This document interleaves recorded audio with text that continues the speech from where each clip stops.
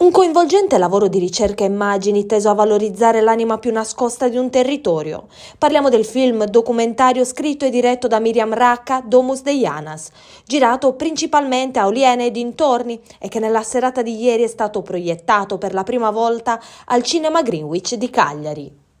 No, sono felicissima di presentarlo qui. C'è già stata una prima in un festival in Sardegna, a Nuoro, l'anno scorso, e anche ovviamente a Oliena dove si svolge il film, però questa è la prima uscita al cinema, quindi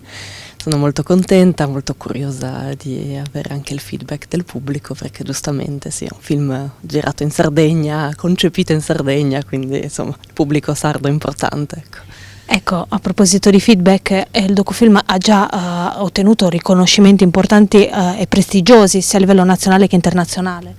Sì, assolutamente, è già da un anno che gira parecchio in festival sia in Italia che all'estero, ha vinto 3 premi, 2 un festival a Bruxelles, il Bruxelles Art Film Festival, e quindi il premio della giuria e il premio del pubblico, e poi quindi di recente il mese scorso ero negli Stati Uniti a Ann Arbor, che è il più vecchio festival di cinema sperimentale degli Stati Uniti, dove ha vinto il premio del miglior documentario.